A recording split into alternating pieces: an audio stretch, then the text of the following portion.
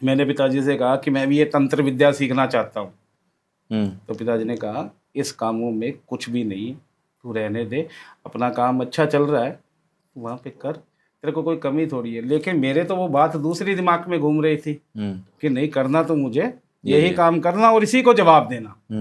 मैं वहाँ से अपने पिताजी से 2 या 3 साल के बाद में वहाँ से चला गया कि मैं अपने किसी मित्र के पास जा रहा हूँ, अच्छा। या ब्राह्मण के पास जा रहा हूँ। कोई भी बहाना लगाया मैंने, बहाना लगा के मैं बगलामुखी माता के चला गया। अच्छा। हिमाचल के अंदर वनखंडी स्थान के ऊपर माता बगलामुखी का दरबार है। बिल्कुल। वहाँ पे 2400 घंटे हवन चलते हैं। हाँ। और कैसे भी कार्य हो वहाँ पे अधिकतर कार्य बनते ही हैं। ठीक है।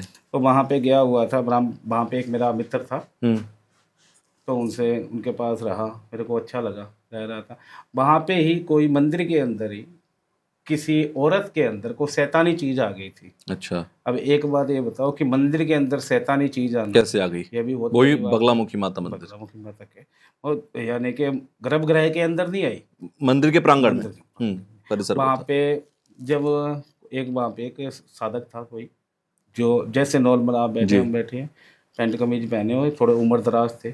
उन्होंने उसको काबू किया। अच्छा। किसी को नहीं पता था कि भई ये कोई साधक है। काबू करके, क्योंकि वहाँ पे जो पंडित थे, ब्राह्मण थे, सब अपनी अपनी विधि करते हैं, उन्होंने वहाँ पे उसको काबू में जब किया करके, मैं उनके पीछे पीछे चल पड़ा। उनसे जाके बातचीत की कि आपने ये विद्या कहाँ से सीखी और ये क्या चीज़ थी। मेरे को इस कहा कि उन्होंने कहा कि देखो, ये कार्य ना सीखो तो अच्छा है, इस कार्य के अंदर रिस्क बहुत ज़्यादा है, खतरा बहुत ज़्यादा है, इसके अंदर सब कुछ त्यागना पड़ता है।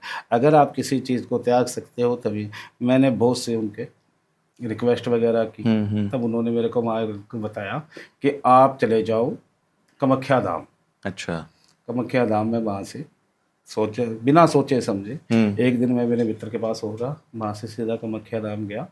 वहाँ पे मेरी मुलाकात हुई अपने श्री श्री 1008 विशंबरनाथ महाराज जी से। अच्छा। वहाँ पे जब मैंने उनके पास रहा, उन्होंने मेरे को सब कुछ बताया था कि वहाँ पे ऐसे गुरुदेव हैं, आप चले जाओ, अगर आपके अंदर क्षमता हुई, आपके अंदर गुण हुए, तो वो आपको ये विद्या सिखा देंगे। जबकि मेरा अघोरी बनने का कोई भी मकसद नहीं था। ठीक है।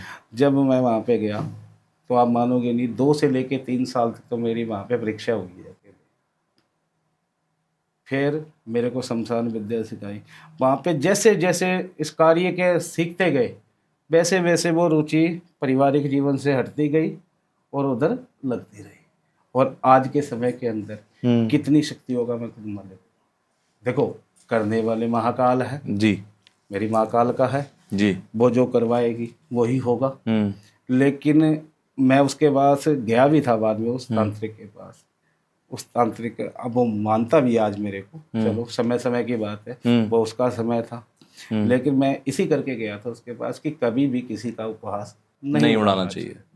चलो, आप कोई काम कर रहे हो तो आप अपने काम में बढ़िया से बढ़िया हो, तो ये मत कहो ना कि आप उससे ज़्यादा हो।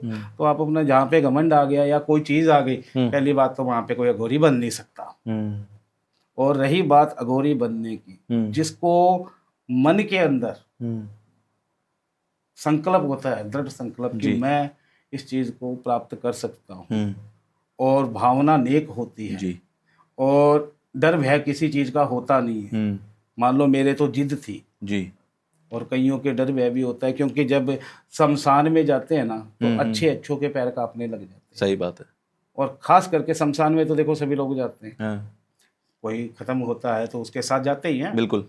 लेकिन जब वहाँ पे साधनाएं चलती हैं, जब चीज़ों का प्रभाव होता है, जब सामने कोई चीज़ सन्मुख दिख रही है, बैठना तो वहाँ पे होता है। ऐसे करते करते ना, इस करके मैं अघोरी बना। और अघोर बनना कोई छोटी सी बात नहीं है। अघोर की दुनिया भी अलग है, अघोर के कर्म भी अलग है। और जो भी पूजा पाठ की आपने बात की है जी, कोई भी ये होता है भाव के ऊपर।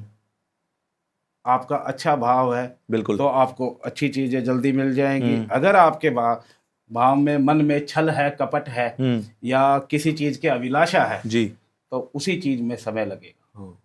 और समय नहीं लगता जीवन भी निकल जाता है, कईयों का निकला है। कई जीवन लगते हैं, मैंने सुना है। और अघोरी बनना ही अपने आप में बहुत